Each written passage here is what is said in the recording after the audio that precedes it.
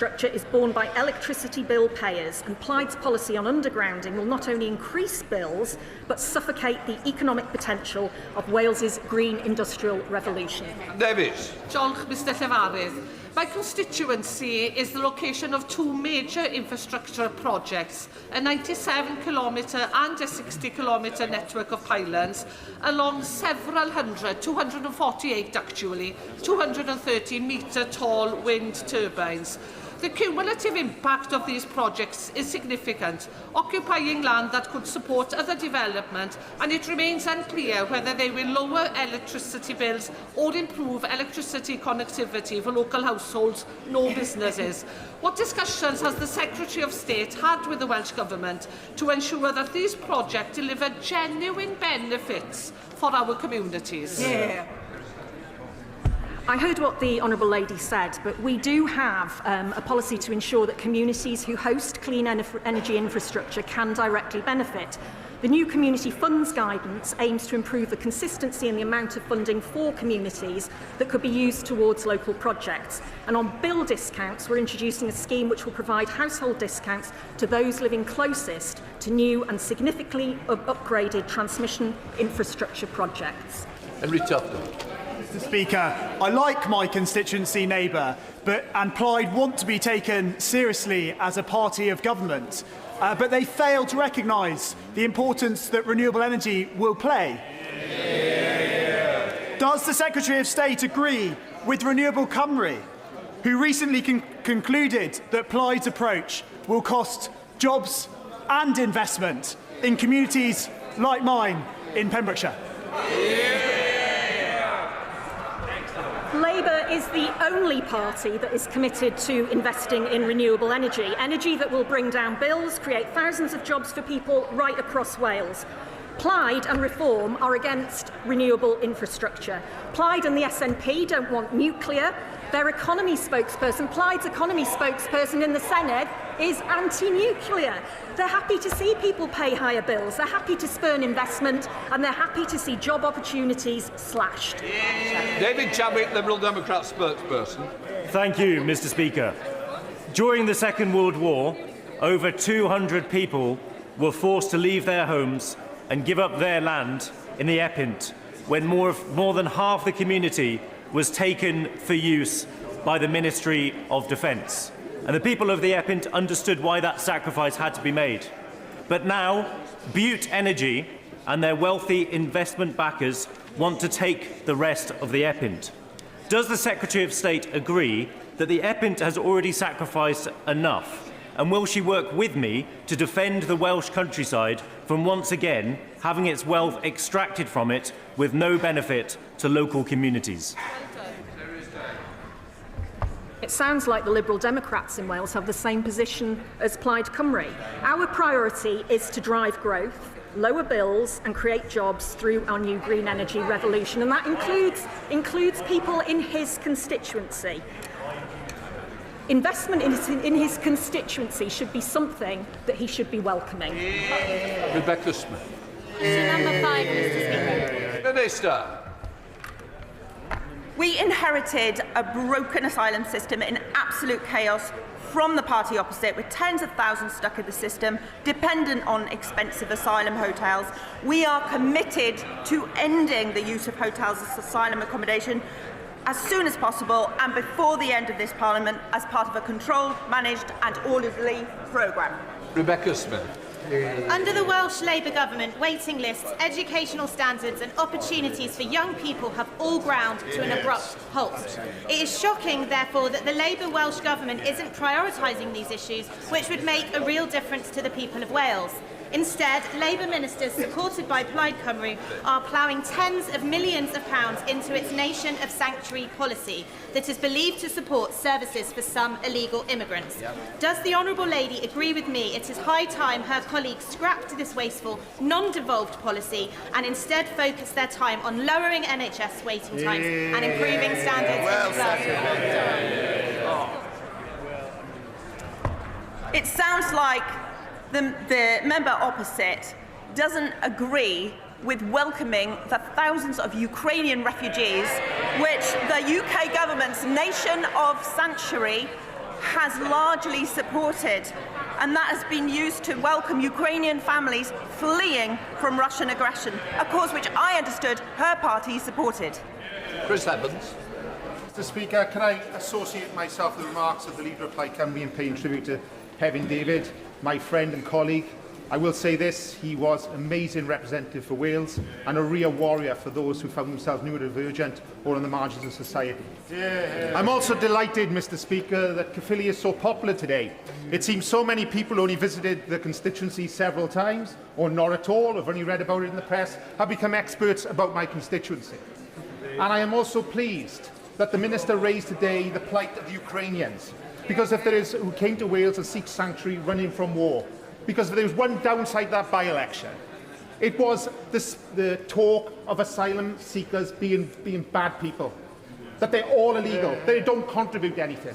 And I say to those people, come and see the exhibition that was on in Caerphilly Council and see what they contributed, and what message does the Minister have for the Ukrainians who are still seeking asylum in Wales? Minute. Thank you.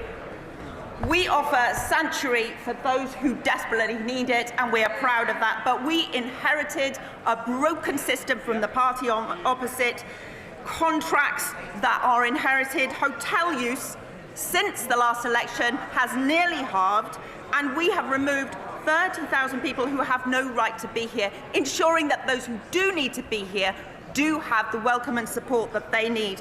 This is not job done, but work in progress. Compare that to the last 14 years of the Tory government. Mims Davies, Shadow Secretary of State.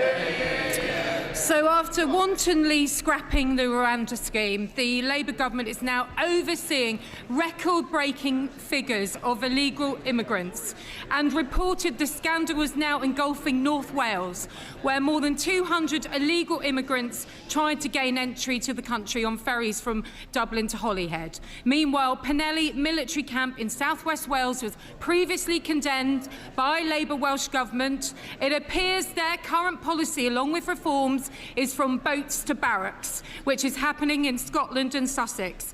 Yet Plaid say that there is no such thing as illegal immigration. Can the Minister agree with me that both her government and Plaid have no idea or interest in how to make our borders safe? I feel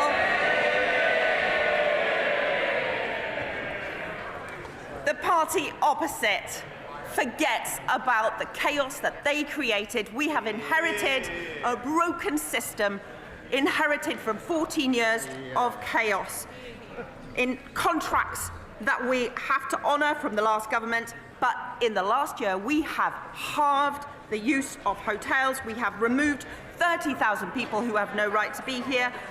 This is not job done, as I say, but it is work in progress, and compare that work in just 1 year to 14 years of chaos under her party's government. Catherine Fuchs. Question number 6, Mr Speaker. From bench number 6, Minister. We are investing at least £445 million into Welsh Rail to right years of underfunding by previous governments. This will mean new stations, more and faster trains along the key lines, improve cross-border connectivity, create jobs and boost economic growth.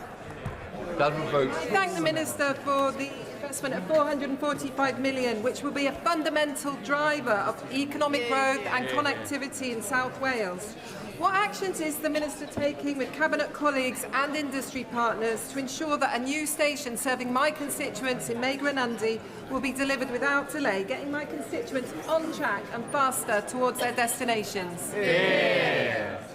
I thank my honourable friend. She has been a strong champion for this rail investment, which is key to unlocking Wales's economic potential.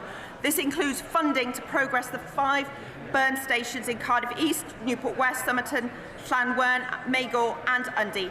I will continue to work with the Welsh Rail Board, Welsh Government, to ensure the communities she represents get the infrastructure that they need. Asper Brandreth. The huge economic potential of both the North West of England and North Wales is being held back by poor rail infrastructure.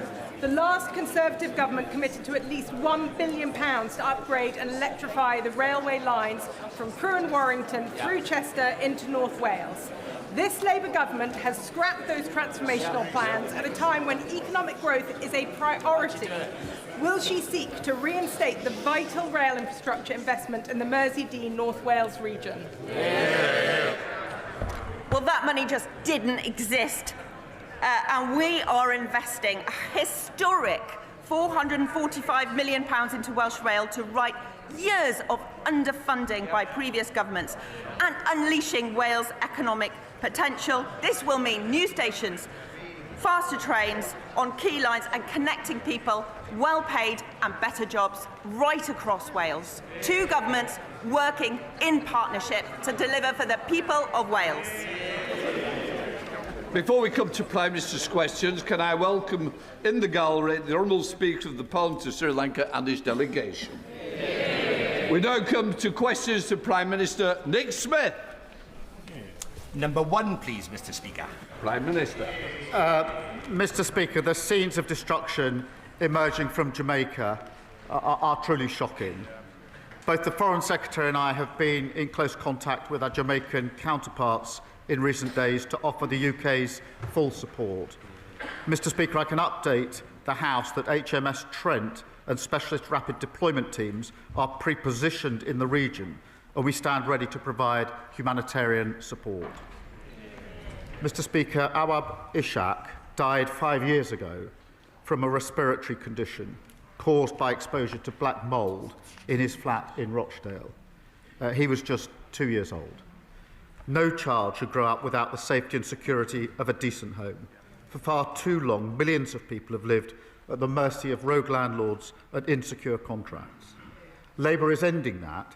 Despite the best efforts of the Tories and Reform who voted against it, our Renters' Rights Act is now law, including Awab's law. Fighting for working people, that's the difference a Labour government makes. And on that issue, Mr. Speaker, this government has secured the biggest deal to manufacture Typhoon fighter jets in this country for almost 20 years.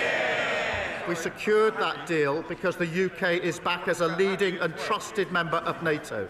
A timely reminder for the Green Party, whose policy is to take us out of NATO, the Putin-friendly Reform Party, who would have no standing with NATO, and for the leader of the opposition, you don't win NATO deals by not turning up to NATO summits. Mr. Speaker, this morning I had meetings with ministerial colleagues and others. In addition to my duties in this House, I shall have further such meetings later today. Nick Smith. Mr. Speaker, can I associate myself with the Prime Minister's remarks about supporting Jamaica? Across our country and in Blaenau Gwent and Rumney, off-road bikers are a menace. They tear up our environment and turn our streets into racetracks. After years of Tory cuts, Gwent police are tackling this now. So does the Prime Minister agree with me that police forces and communities like mine are seeing the difference that Labour can make in power? Well, I share my honourable friend's determination that everyone feels safe and secure in their community. Neighbourhood policing was decimated by the party opposite, and we're restoring it with 3,000 extra officers by spring. We're also giving them the powers, Mr. Speaker, they need, including tough new respect orders that allow the police to seize and destroy vehicles within 48 hours. The Tories walked through the lobbies with Reform in voting against our crime and policing bill. The opposition, Kemi Byrne. Thank you, Mr. Speaker. Last year, in its manifesto, Labour promised not to increase income tax, not to increase national insurance, and not to increase VAT. Does the Prime Minister still stand by his promises? Well, Mr. Speaker, I'm glad that the Leader of the Opposition is now finally talking about the economy. I can update the House, Mr. Speaker. Retail sales are higher than expected. Inflation is lower than expected. Growth has been upgraded this year. And, Mr. Speaker, the UK stock market is at an all-time high.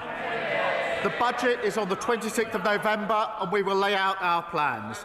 But I can tell the House now that we will build a stronger economy, we will cut NHS waiting lists and deliver a better future for our country. Well, Mr. Speaker, yes. What a fascinating answer. It is not the same answer that I received when I asked exactly the same question, word for word, on the 9th of July. Then the Prime Minister replied with just one word, yes, and then he sat down with a smug grin on his face. What's changed in the past 4 months? Mr. Speaker, as she well knows, no Prime Minister or Chancellor will ever set out their plans in advance. But, Mr. Speaker, I can say this, Mr. Speaker, because the figures on the productivity review that's being undertaken, this is a judgment on their record in office. Those figures are now coming through, and they confirm that the Tories did even more damage to the economy than we previously thought. Now, we will turn that around. We've already delivered the fastest growth in the G7 in the first half of this year. 5 interest rate cuts in a row. Trade deals with the US, EU and India. They broke the economy. We're fixing it. Mr. Speaker, he says no Prime Minister or Chancellor will say these things before the budget. Has he told his Chancellor? Because she's been out there flying kites, causing constant speculation around the budget that is damaging the economy. All week, they've been briefing about tax rises. What we've heard is that he does not have a plan. So we have some ideas for him. Yes. Yesterday, they can... Yes. Mr. Speaker, it's quite clear that they need some ideas. Yes. On this side of the House, we believe in scrapping taxes on family homes. Yesterday, we voted to abolish stamp duty. They voted against it. Even the Deputy Prime Minister, or the former Deputy Prime Minister, who resigned in disgrace for not paying stamp duty, voted to keep it. So, Mr. Speaker, I will remind them, on this side of the House, we know that abolishing stamp duty is how we get young people on the housing ladder and get the economy growing. So why won't he scrap this terrible tax? Why didn't they do it then in 14 years in office? Mr. Speaker, as I said, the productivity review figures are now coming in, and they show the true extent of the damage that they did. And she asked us to take advice from them. We all know these figures are coming out. We all know that austerity damaged the economy on their watch. The botched Brexit deal damaged the economy on their watch. Liz Truss's mini-budget damaged the economy on their watch. So we'll take no lectures or advice from them on the economy. They won't be trusted on the economy for generations to come. And, Mr. Speaker, that's why at our budget, I can be clear, there will be no return to austerity. That's what broke the country. No return to the instability of their mad borrowing spree. And we'll end the unfairness and low growth that squeeze living standards for working people. That's the path to national renewal. Mr. Speaker, Conservatives reduced the deficit every year until the pandemic. We more than doubled the personal allowance. We left 4 million more jobs than we found from Labour. We brought inflation down to 2%. It's nearly double. Mr. Tufnell, you're in my sights. The pantomime season has arrived, so don't start it too early. Mr. Speaker, on our record, we brought inflation down to 2%. It has doubled under him. We left him the fastest growing economy in the G7. It is no longer. The truth is, they have no ideas. We're giving them some. There is another way to get growth. It's cutting welfare spending and getting people into work. Last month, I offered to work cross-party with him to bring down welfare spending, because he knows, and we know, that he'd rather dip into people's pockets than upset those people behind him. Instead of tax rises, will he work with us to find a way to cut welfare spending and get Britain working again? Mr. Speaker, she talks about their record. Let's go through it. They crashed the economy. Inflation went up to 11%. Mortgages went through the roof. Welfare spending went up £33 billion, and they want to give us advice. And they reduced the UK to a laughing stock. Because of our budget, Mr. Speaker, waiting lists have come down, wages are up, mortgage rates are down, and other countries want to do deals with us. Just on Monday of this week, the Turkish government signed an £8 billion deal for typhoons. Earlier this year, the Norway government a £10 billion for frigates. That is because of the budget that we passed, fixing the mess that they left. Mr. Speaker, it's not because of the budget that he passed. I started that deal back in January 2024. But I welcome it. There are some things, Mr. Speaker, it's got nothing to do with their budget. We're lucky it's still happening. So I welcome the £8 billion deal that he's done with Turkey, but I will remind him that just last month, his Chancellor borrowed £20 billion. He'll have to sell a hell of a lot more jets to make up for that. And he won't rule out any tax rises. He can't cut spending. He is increasing unemployment. This man knows nothing about economic growth except how to destroy it. In his weakness, Mr. Speaker, he has caved into the unions with their regulations that will cripple businesses, costing them £5 billion every year. Yes, please do speak up, because I want every single business out there to hear Labour MPs heckling when we talk about the damage that they are doing. So I ask the Prime Minister, how on earth can he consider adding more burdens for these firms to deal with? Mr. Speaker, she's overlooked the fact that we had the highest growth in the G7 the first 6 months of this year, and that growth's just been upgraded. 3 interest rate cuts. Mr. Speaker, we're not going to take lessons from them. She's now introduced what I understand to be, I think she calls it a golden economic rule, this golden rule that she's now putting forward, very golden. £47 billion, Mr. Speaker, of unspecified spending cuts with no detail whatsoever. Mr. Speaker, let me put that in context. That would be 85,000 fewer nurses, 234,000 fewer teachers, or cutting every police officer in the country twice over. No wonder the Institute for Government said she's on shaky foundations. That's exactly what caused the problem in the first place. Mr. Speaker, the fact that he has to stand there and make stuff up just shows what kind of Prime Minister he is. We had an itemised list. We had an itemised list of 47 billion. 23 billion was on welfare spending, which I asked him to work with us to cut. He refuses to do so. All he knows how to do is tax, tax, tax. If you work, they tax you more. If you save, they tax you more. If you buy a home, they tax you more. None of these taxes were in the manifesto, which he had 4 years to prepare. Mr. Speaker, he is raising taxes because he is too weak to control spending. He's blaming us, he's blaming the OBR. Last week they were blaming Brexit. Isn't the truth that with this Prime Minister, it's always someone else's fault? They were kicked out of office because they broke the economy. They won't be trusted for years to come. She can't tell us what her position is on the last budget, and she's got a phantom £47 billion with no foundation as we go forward. That's exactly the mess that they caused. They've not changed one bit. Meanwhile, we're fixing their mess. 5 million extra NHS appointments, 5 interest rate cuts, growth and wages up. That's a change the Labour government makes. Jeff Smith. Thank you, Mr. Speaker. As Palestinians try and rebuild their lives amid the rubble of Gaza, last night, once again, dozens of innocent people were killed by Israeli airstrikes. What will the UK do, along with our international partners, to hold the Netanyahu government to account for its actions? And what more can we do to ensure that aid gets in, as the IDF blocks aid in breach of both the peace agreement and international law?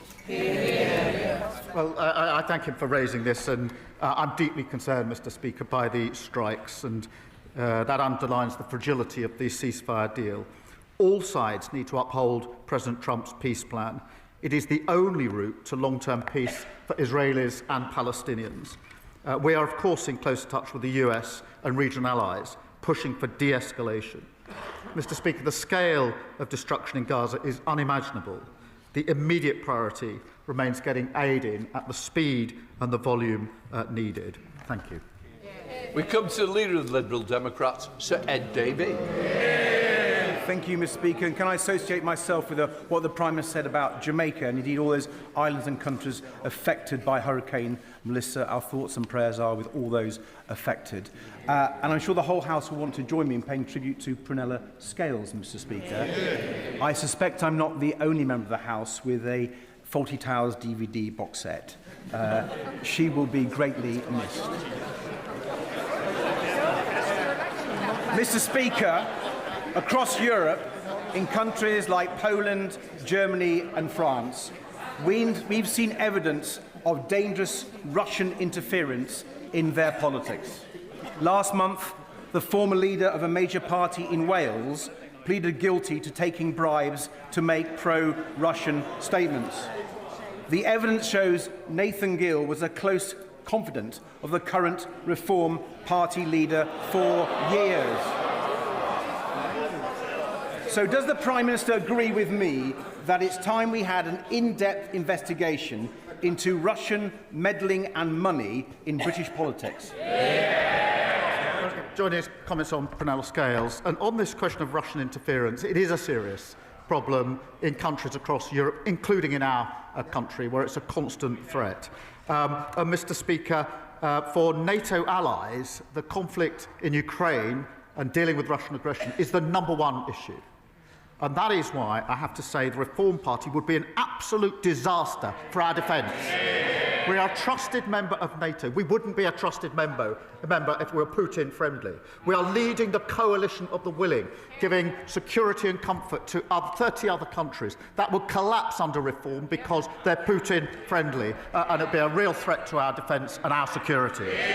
Sir Ed Davey. Mr. Speaker, I'm grateful for the Prime Minister's reply and I agree with him on Ukraine, but I do hope he will look at an investigation into this Russian interference in our politics.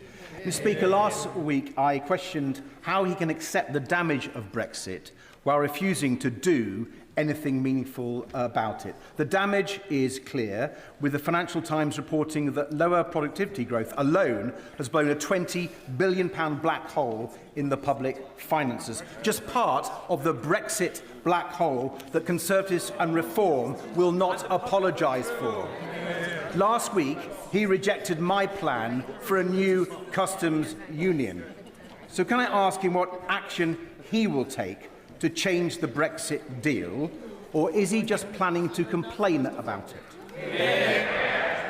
Well, he must have overlooked the fact that there was a UK-EU summit earlier this year in which there were 10 strands to the change that we've already agreed in relation to relationship with the EU, including closer trading relationships, including closer work on defence and security, and that is an iterative process that we will continue into next year. But he's absolutely right about the botched deal of the last government, the damage that's done to our economy, and we're just seeing some of the figures coming through in relation to that. That's one of the reasons, or one of the factors behind the way they crashed the economy.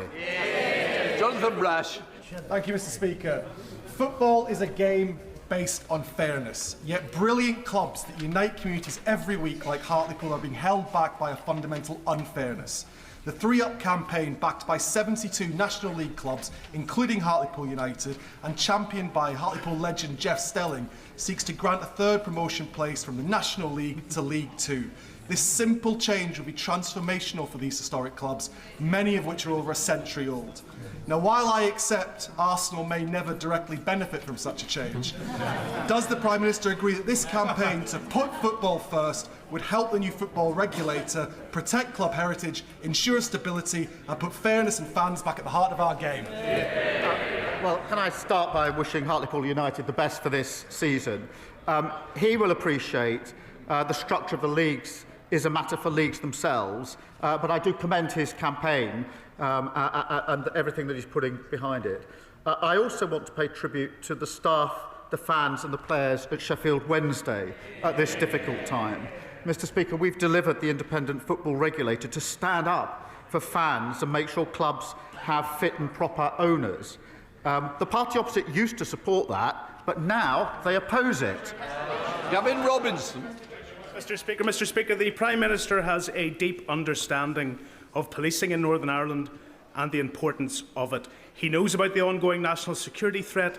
Indeed, he knows about the additional costs of dealing with the legacy of our past. And he knows that the PSNI has been underfunded. He knows that the Northern Ireland Executive have rightly brought forward a stability programme for them. He knows that they are under strength, because New Decade, New Approach in 2020 suggested there should be 7,500 police officers in Northern Ireland. Today there are 6,200. But does he know that the Treasury did not look favourably upon a request to draw upon the reserves for a data breach cost of £120 million? Does he recognise that in Treasury terms that incident was unpredictable, it was unforeseeable, it's unaffordable? It matches the criteria that the Treasury have. To set aside that money in a year would be 10% of the overall PSNI budget. It is not affordable. Can I ask him, in engagement with the Chancellor, to think about this issue again and to ensure that our police service of Northern Ireland and the national security threat that they face is not hampered by in-year financial rules? Well, can I thank him for raising this important issue, and I know it is of real concern to him. Can I reassure him that I am in regular contact with the Chief Constable, John Boucher, and the PSNI on this very issue, as he would expect. As he's aware, we provided a record settlement for the Executive, £19.3 billion per year on average. We also invested £113 million in additional security funding for the PSNI to help address specific security challenges. Now, whilst it's for the Executive to set the PSNI budget, I want to reassure him that our commitment is to keeping people safe in Northern Ireland. Alan Strickland. Thank you, Mr. Speaker. I'm speaking on behalf of my constituents, Shannon and Tyler, who lost their 2-year-old son, Hudson, earlier this year. Worried about their son and calling 111, they were told he had gastroenteritis. In fact, Hudson had a twisted bowel and a few days later, after being rushed to hospital, tragically died. Mr. Speaker, Shannon and Tyler are full of praise for the NHS medical staff who worked so hard to save their son's life. They just wish they'd been offered an in-person appointment sooner, which might have given a more accurate diagnosis. They want Hudson's legacy to be better access to face-to-face NHS appointments for children under 5, so other families don't face this tragic situation, and their online petition on this matter has gained over 80,000 signatures. Will the Prime Minister join me in sending the best wishes of this House to Hudson's family? And will he ensure they meet a health minister to discuss their courageous campaign? Well, can I thank him for raising this tragic case? And I'm sure I speak for the whole House in saying we send our sympathies and thoughts to Hudson's parents, Shannon and Tyler. And I'll make sure that they get the meeting that he's asking for. This is exactly why we're working to improve access to face-to-face appointments for those that want one. And to enable that, we've delivered the largest cash uplift for GPs in a decade, put over 2,500 GPs into general practice, and we're upgrading 1,000 surgeries to deliver 8 million more appointments. James McMurdo. Thank you, Mr. Speaker. Mr. Speaker, earlier this week, I got to see the very best and some of the worst of our National Health Service. When my own daughter needed them, they were there. But when an 89-year-old gentleman in the restaurant I was eating in collapsed, it took over an hour and 15 minutes between my first call and the arrival of 2 exhausted paramedics. Basildon Hospital has just been downgraded to inadequate in the latest Care Quality Commission. Can I please invite the Secretary of State for Health and Social Care, or the Prime Minister herself if he has time in his schedule, to come and visit Basildon with me so we can both thank them for the exceptional work they do, but also get to grips with the problems they're facing. Well, can I thank you for raising this case and the 2 examples that he's given. The downgrade at Basildon Hospital is deeply disappointing. The Care Quality Commission has set out immediate actions for the Trust leaders to deliver improvements. Our decisions in government have seen £26 billion boost for our NHS, helping deliver over 5 million extra appointments. I would gently point out that he was elected representing a reform party that would dismantle our NHS and charge people to see their doctor. Thank you, Mr. Speaker.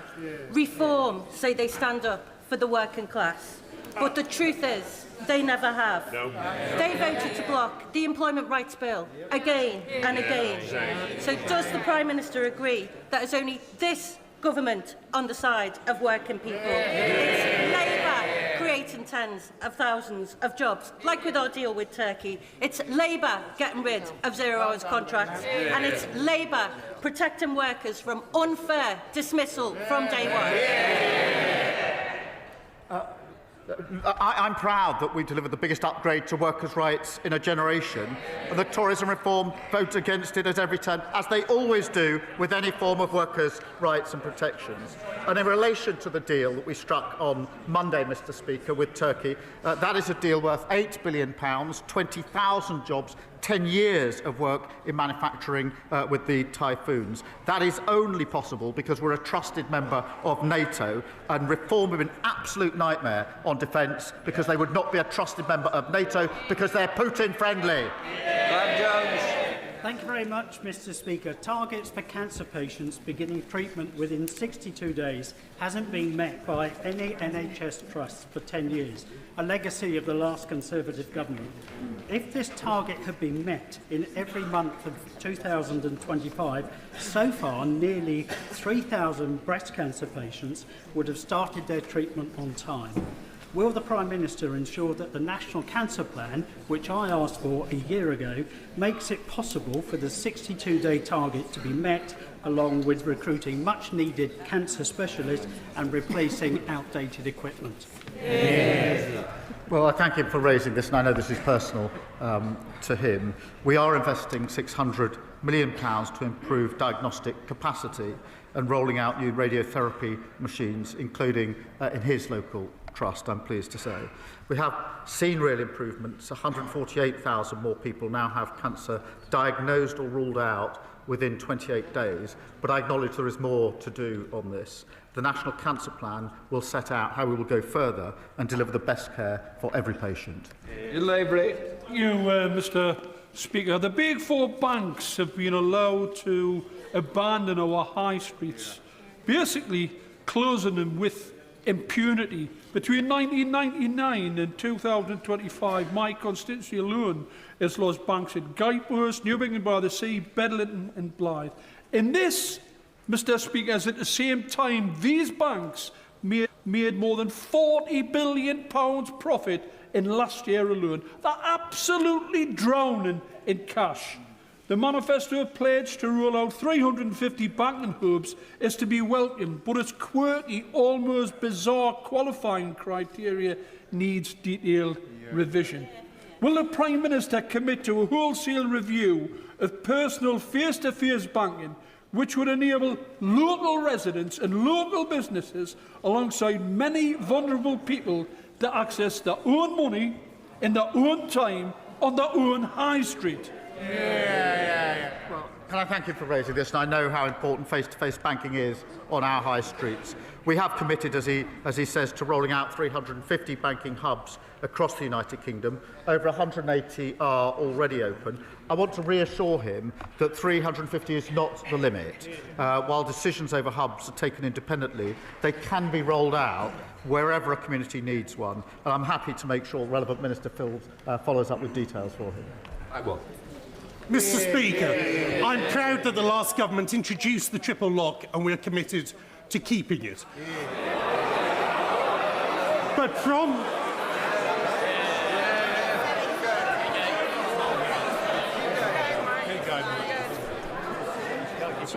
The problem is, one or two, you're trying to catch my eye. If we don't get through, you won't get a chance, might we?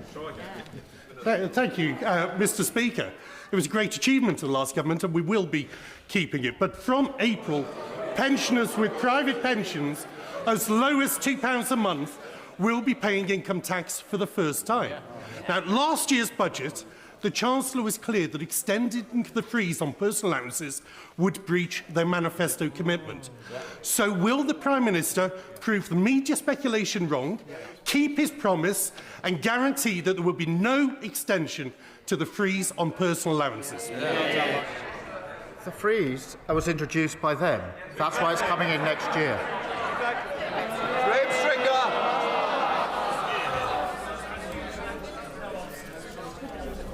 Mr. Speaker, the honourable member for West Suffolk, when he was an official, produced a devastating report on the Home Office. Reading it, it shows the department characterised by disarray and defeatism. There have been 12 Home Secretaries over the last 30 years, some better than others, but none have managed to get this department in order to deliver the services that people should expect in this country. Will the Prime Minister give the new Home Secretary the necessary resources and policy interventions to make sure that she can be successful? Yes, she's bearing down on the challenges at the Home Office, most of them inherited from the last government, and we will make the changes necessary, and I have every confidence in the Secretary of State to do so. Fan of the House, Sir Edward Lee. After all the hatreds in the world today, wasn't it a lovely moment to see the King and the Pope pray together in the Sistine Chapel? Doesn't it give us hope that these historic divisions can be resolved? And doesn't it give us hope that despite the fact that Ukraine and Gaza may seem intractable problems, if we have the will to preserve the freedom of all people to live in their own country, and if we have the will to have faith in our common humanity, these problems can be resolved and we can win through. Can I agree with him? I thought the King and the Pope praying together was an incredible message to the world and very, very powerful. And I agree with him that if we all work together, we can actually bring people together, notwithstanding the very many difficulties and challenges that poses around the world and in our own country. It's why, so far as we can, we should be uniting on national patriotic renewal in this country, rather than the toxic division that we see on some of the benches opposite. Daniel Zeitner. Mr. Speaker, Cambridge is one of the most intensive science and innovation clusters in the world, and that success is based on openness to talent. Now, at the moment, in many American universities, there are many well-qualified people pondering their futures. What a fantastic opportunity, but it is a global competition. So can I ask the Prime Minister what our government is doing to make their destination of choice the United Kingdom? Well, my honourable friend's constituency is just one example of why the United Kingdom is a world leader in educating and attracting the brightest minds. Our immigration white paper includes changes to make sure more of the world's best graduates and entrepreneurs start their careers and their businesses here. Mr. Speaker, we're also boosting our R&D sector with more than £86 billion, making sure we continue to attract the best and the brightest. Alison Griggs. Thank you, Mr. Speaker. Last weekend, I spoke to Paul, who runs Bar Humbug Sweets in Littlehampton. And yesterday, I heard from Matt, a tech entrepreneur whose British company employs thousands worldwide. Their businesses couldn't be more different, but they both told me the same thing. This government is piling on new taxes, regulation and costs that make it harder to create jobs, invest and grow. So when will the Prime Minister stop choking opportunity and start backing the people who create jobs in the first place? Well, Mr. Speaker, our small business plan was widely welcomed by small businesses across the country, not least because of their input into it. But she complains about the measures we had to take at the last budget, including national insurance. He says chose to take. They still can't say whether they'd reverse them. They know nothing about the damage they did to our economy. Janet Davey. Mr. Speaker. Mr. Speaker, I'm wearing all black today, and that's to demonstrate my sorrow due to a fatal stabbing that took place in my constituency yesterday. Now, we all know that one death is one death far too many, but I've had 2 deaths in my constituency in the last few weeks. My community needs reassurance. Knife crime must end. Can the Prime Minister say what more his government is doing to tackle knife crime? Well, can I thank her for raising these tragic cases which have a huge impact on families, friends and communities. And I know that she's a passionate and dedicated campaigner on this issue. Every single life that's lost to knife crime devastates communities, and that's why we've banned zombie knives and ninja swords and have strengthened controls on online knife sales. Mr Speaker, we're also giving stronger powers for police in our crime and policing bill, which both the Conservatives and Reform voted against. Glover. Thank you, Mr Speaker. I had the recent privilege to visit Fitzwarren School in my Oxfordshire constituents, Didcot and Wantage, the only special school that we have, and see the excellent care and education that they provide. Given the urgent need for more funding for additional special schools and to enable special schools to spread their expertise to mainstream schools, what does the Prime Minister say to parents and education workers who are desperately worried by his government's decision announced last week to delay SEND reforms? Well, I'm grateful for him raising this, and I think the broken SEND system is the issue that's been raised with me more frequently than any other issue at Prime Minister's questions. That's why we do need to review it. It's not working for any of those involved, particularly children and parents. It is important that we get it right, and insofar as we can, that we get a consensus about how we go forward, and that's what we're attempting to do. Mr Speaker, a fourth patient has entered the glioblastoma drug trial set up in memory of my late sister. Today, we are joined by Ben Trotman, a patient of a similar trial in 2022, funded by the John Moulton Foundation. Since then, Ben has married Emily, and in March they welcomed beautiful baby Mabel. Can I ask the Prime Minister when the National Institute for Health Research will spend the £40 million given in 2017 for trials on brain tumours? Or will glioblastoma patients always rely on the grief-stricken or philanthropist for life and hope? Well, Mr Speaker, can I begin by paying tribute to her sister Margaret, who was a guiding figure in the Labour Party, and the powerful legacy that she left in helping us to tackle brain cancer. We are determined to improve cancer survival rates and hit all NHS waiting times in relation to cancer, so no patient waits longer than they should. And that's why we're investing £1.5 billion in new surgical hubs and diagnostic scanners to help deliver over 30,000 more procedures and over 1.2 million diagnostic tests.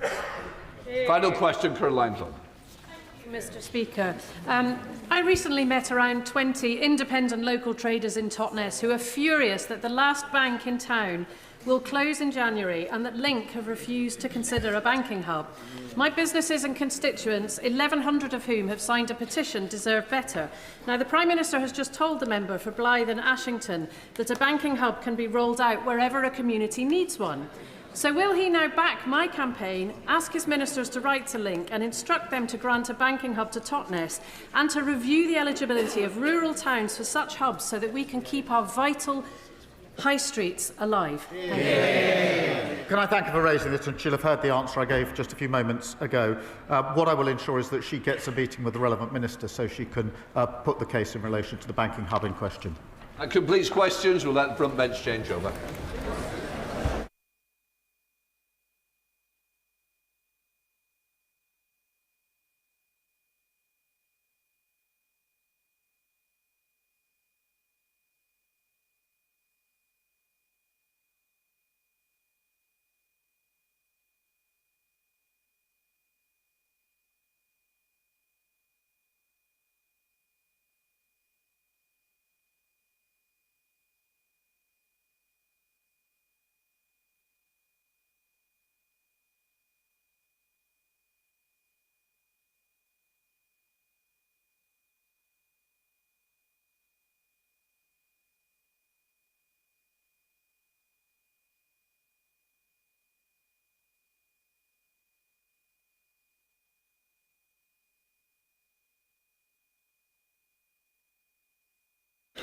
Right, we now come to the urgent question. Dame Priti Patel. Mr Speaker, to ask the Secretary of State for FCDO if she'll make a statement on the actions taken to secure the elimination of Hamas from Gaza and the preservation of the ceasefire. Minister. Mr Speaker, the House will be aware of events over the last 24 hours in Rafah, including reports that Israeli strikes took place last night. Estimates of the death toll vary, but suggest that up to 100 people in Gaza have been killed. We understand these strikes followed an attack yesterday afternoon, where responsibility remains unclear. As the Prime Minister said earlier, we echo the Americans in calling for urgent de-escalation and on all parties to keep the commitments they have made in the ceasefire agreement. We are clear that Hamas must release the bodies of all remaining Israeli hostages. The immediate priority is to ensure unrestricted flow of aid into Gaza. The Israeli government must urgently lift restrictions on aid entering, and international NGOs must be permitted to operate in Gaza to provide the scale of support that is needed. Civilians cannot wait. This government is working closely with our partners to do everything we can to support the transition from the ceasefire to phase 2 of the peace plan. This includes the disarmament of Hamas, the deployment of a ceasefire monitoring mission, an international security force, and the implementation of transitional governance arrangements in Gaza. We are clear there can be no role for Hamas in the future governance of the Strip. In recent days, the Foreign Secretary has spoken to the UN Under-Secretary General for Humanitarian Affairs and